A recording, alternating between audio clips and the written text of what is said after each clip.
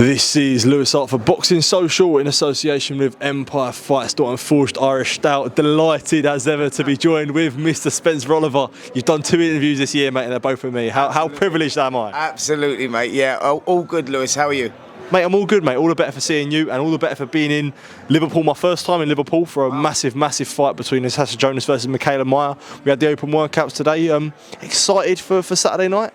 Absolutely. Listen, I think that you can't take away from what Natasha Jonas has achieved in her career. It's been absolutely brilliant, and it's brilliant for the city of Liverpool. And she's going to have unbelievable support there on Saturday night. And I think she's going to need it as well against Mikaela Mayer, who's looking to become a two-weight world champion as well, like Natasha has. And you just look at it and you just look at these girls, and women's boxing has evolved so much over the last couple of years. I think because the women take the politics away from the sport, the best fight the best, they move up and down the weights, and that's what we've got here on Saturday night, is 2 girls at the top of their game, and they're going to put on a show, and it's going to be a great event. Really looking forward to it, man. I mean, I love what Natasha Jonas has done when you go back, and look at, her first world title attempt in the Matchroom Garden back in 2020 when she boxed Natasha Jonas down at super featherweight and got that controversial draw, and then she moved up to lightweight and boxed Katie Taylor, and then again, really another close fight, and then she lost on a split decision. You just looked at it and you thought,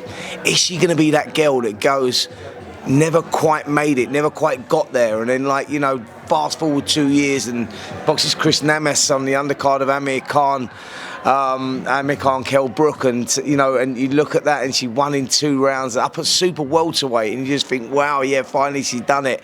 And then she goes better than that, and last time out against Candy White, she wins the welterweight crown, and you just go, respect to her, man. You only get out in this sport what you put in, and she's a grafter. Her and Joe Gallagher have done a brilliant job, and she's stuck at it, and she's become a 2-weight world champion, and now she's reaping the benefits and reaping the rewards, boxing in front of her hometown at the ripe old age of 39, and you just go, wow, this girl has done everything. And winning the British Boxing Board of Control Best Boxer of the Year as well goes down as a historic moment for Natasha, and I'm so pleased for her because she's a lovely girl, and like I say, brilliant boxer, and looking forward to Saturday. I really am. What is it about Natasha that she's always chasing the legacy fights, especially at this age of, I think, 39 now, and she's getting better with age. She's getting, vastly improving, and still at this age she's chasing Mikaela Mayer, who's young, hungry, and will be coming to take her. So it's a testament to Jonas. Absolutely. You got to respect what she's done, what she's achieved, and what she stands for. She's done this. She got into this sport, and she got into it to, inspire the young kids from where she's at, and the area she's from, and she's achieved that. You see the kids that have turned out there today, and they had loads of them there today, and they all look up to Natasha. So she's made a huge impact with the local community here in Liverpool, and it's great to see that. It's really great to see that, and she's achieved what she wanted to achieve, and like I say, she's reaping the benefits now, and she's getting the rewards that she deserves. I think she's a great advocate for women's boxing and a great ambassador for the sport as well. Well, we'll just quickly move on. Sticking on the topics of Scousers, this weekend we did see a Scouser guy unfortunately come to defeat. Callum Smith defeated against Artur Beterbiev. What did you make of that fight and the performance from Artur Beterbiev? Listen, I sort of picked Callum to win that fight. I just thought that, I looked at it and I went through their show reels of both of them, and I think Callum Smith, who's got a great counter left hook, and is very powerful, and he's done it all. He's won English, British, Commonwealth, European, World Boxing Super Series, the world champion, Ring Magazine champion. You just looked at him and thought, he might just be able to do this. Beterbiev didn't look particularly great against Anthony Yard. Yard put up a great performance, but hurt him in the 5th, hurt him in the 7th, and you just looked at it. Every time he's been hurt in his career, when you go through his show reel, is with a left hook, and you just think he reaches with the right hand. Callum might just be the guy to turn him over, but what a performance. I think Beterbiev come out early on, he stamped his authority early, and you recognise it was going to be a hard night for Callum. I think that 4th round was a really tough one for him to get through, and then obviously that stoppage in the 7th round, but you just go, what? It was, you just looked at it and just go, what a great performance. Beterbiev's a lot better than maybe I give him credit for originally, even though I thought he was a great fighter, and you looked at his record, 19-0, 19 KOs, and you go and looked at who he's beaten, you go, yeah, he's great, but the manner that he beat Callum Smith, who's an elite fighter as well, you just go, yeah, hats off, man. I thought Dmitry Bivol would be the guy who was #1 in the light heavyweight division. Now I've changed my mind again and I go Beterbiev. I think that fight's happening actually in June for the undisputed. And now Beterbiev for me will start the favourite. I mean, it was it was a dominant performance. But respect to Callum and what he's done, what he's achieved. And let's see what he decides to do moving forward. You know, will he retire? You know, does he want to compete at a level not at the top? Probably not, if I'm totally honest. And he might just look at it, have a long, well-earned rest, and look at it and go, you know what? I think I'm done here. You know, I've achieved what I've achieved, and there's nothing more he can really achieve. So whatever he decides to do, you know, respect to him, and you know, he's a great servant to the sport of boxing. And one thing I did want to bring up, and us obviously typical with Paul Smith and Liam Smith being there, and Stephen as well, all there today. I mean, it was something that we did all talk about, and something that, you know, they were passionate about. Was obviously, I think around December, about 3 or 4 weeks from the fight, there was obviously an atypical finding, which isn't an adverse finding, and it's something that we don't really sort of see much. He had elevated, I think, testosterone levels, which is obviously, you know, concerning for someone that is 39. What did you sort of make of that situation? Because it's a unique one. Well, listen, it raised alarm bells straight away when you hear about that finding back in December time.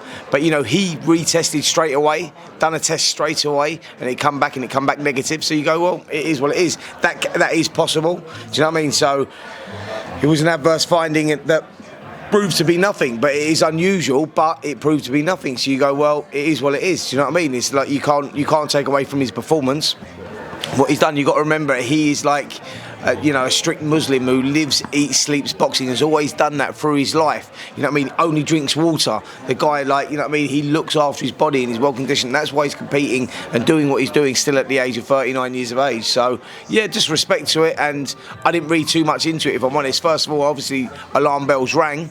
But when you found out he'd done another test straight away afterwards, you go, well, it is what it is, you know. Do you understand the sort of the worry from the Smith, the frustration, and obviously that also came out of Tony Bellew, came out of a tweet and saying sort of the tweet from Tony Bellew was essentially implicating that he thinks he's taking PED. So do you sort of understand these sort of worries of what they were saying? Absolutely, of course I do. And Bellew may have sort of jumped the gun a little bit with the tweet, and you know, Tony's an emotional guy anyway, and obviously, you know, it's a fellow Liverpudlian, and I totally understand it from both sides, but you know, it was what it was, and the guy was not. It turned out to be that it was just high testosterone levels, nothing more than that. He's not a ped cheat, you know. He's just a great fighter, and we've got to appreciate fighters like this, you know, that are around in our era, which is brilliant. And then, like I say, him and Dmitry Bivol is going to be, you know, it's going to be an unbelievable fight for the undisputed light heavyweight title, and I'm looking forward to it. But take nothing away from Beterbiev and his performance, because it was unbelievable. I get what was going on surrounding it, and I get the emotions,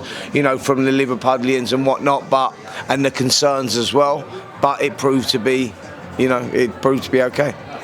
And just just finally touching on last Saturday, I think we saw an article come out from the Times, sort of about Mazhar Majeed. Yeah. Sort of his background, his dealing with boxer and that, and obviously it was heavily publicated that he was dealing with fighters such as Chris Eubank Jr., Joshua Buatsi, which is sort of the main one, dealing with, who's obviously a Sky fighter, he's fine as a boxer. Seeing this article, seeing it come out, sort of anything sort of concern, would you say? No, but listen, what people have got to understand is, I think Maz has, you know, he's been involved with, you know, big fights in the past like David Haye and Tony Bellew, both fights of those as well. What people have got to understand is that Ben Shalom is the promoter. He's not the manager, so he doesn't choose who the fighters choose to represent them. And that's where it comes from. You know, if these fighters have chosen to represent them, Ben deals with their representation. So he's got nothing to do with that. He doesn't know what it is. So, you know, that's basically that's the long and short of it. So, yeah, no, I know there was concerns there, and we saw the article from the Times, but Ben Shalom and Boxer only deal with the boxer or their representation. Their representation, obviously, is Maz, and it is what it is. You know, you can't, you know, that he can't do anything, but he can't go to the fighter that's, you know, if you say that you're using Amir Khan as an example, whatever, and you go all of a sudden, oh, I'm not going to work with you because, you know, he's a convicted criminal in the past, and like you go, well, that's in the past, it's not now, and he's representing him, so I'm just going to do what It is. Does that make sense? Yeah, So yeah, look, it's not down to Ben Shalom or Boxer who the boxers choose to represent them, and that's basically where we're at with it. So yeah, I think that, you know, I didn't, when I saw the article, I thought, you know, it's they're trying to dig up something that's not there. That's absolutely. And I suppose 2024 is started with a bang. Looking forward to the rest of 2024 and what potentially is in store. Listen, 2024 is going to be a huge year of boxing, that's for sure. With, you know, the Saudi Arabia and their involvement, and, you know, I was at the press conference on Monday for Anthony Joshua versus Francis Ngannou, which is an incredible fight, an intriguing fight. Now, with, you know, if you would have talked about Anthony Joshua, a 2-time world heavyweight champion, boxing a guy that's 0-1, you go, is this a joke? But that 0-1, the fight that he lost against Tyson Fury, he pushed Fury all the way, had the WBC champ on the floor in the third round. So you go, actually, you got to respect this guy and his power and where he comes from. You know, he's got a history of sparring with fighters for many, many years, so he knows the game. And I think that he come out of there with a lot of you know, credit for his performance against Tyson Fury. And you look at this one now and go, it's an interesting fight, because he come with a game plan against Fury, and that shocked Fury. Like, Fury was going into the unknown, because no one knew how good Francis Ngannou was, and that was the difference. There was no fear factor there, so Fury may have took it lightly, may not have trained the way that he should have trained. I think we've seen reports from his father and whatnot saying that, you know, maybe he never took it as serious as he should have. Well, Anthony Joshua now knows what he's going into, and that's the difference. He knows what he's going into, so that fear factor is there. He goes, because actually this Francis Ngannou, he can fight. Forget that he's come from a different discipline, he can actually fight. So it makes it an interesting fight, and Joshua's got to be on the top of his game, and he's got to be clever, he's got to be smart, because what Turki Al-Sheikh mentioned at the press conference was February the 17th, Tyson Fury versus Alexander Usyk for the undisputed title fight. Fast forward to March the 8th, we get Anthony Joshua versus Francis Ngannou. The winner of Fury Usyk boxes the winner of Francis Ngannou versus Anthony Joshua. The fight we've been waiting for and craving for. Hopefully this happens. Fury comes through, please God. Joshua comes through, please God. And we get Anthony Joshua versus Tyson Fury, and that will happen this year, 2024. So that's how big the year is. And also, Turki Al-Sheikh talking about this 5-man fight from 5 men from each camp. Frank Warren has 5 fighters. Eddie Hearn has 5 fighters. The best box the best. It's great, mate. You know, like, so I said that, you know, Saudi Arabia and their involvement in sport and their investment in boxing is making the fights happen that we haven't seen over the last few years. So, you know, it's good for the sport of boxing, definitely. Absolutely. Spencer, I just want to say thank you for taking time to speak to me. Always good to catch up with you for the 2 times this year. Absolutely. It's a privilege. I'm the man that does it. So top man, mate. Pleasure, thank you. Pleasure. Thanks, top man. Thank you, mate.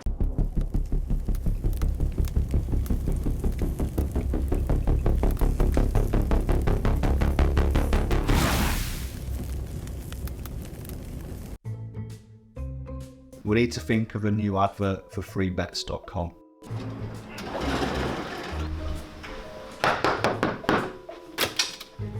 Get your best betting offers from freebets.com. Yeah, that'll do. The following deals are now live.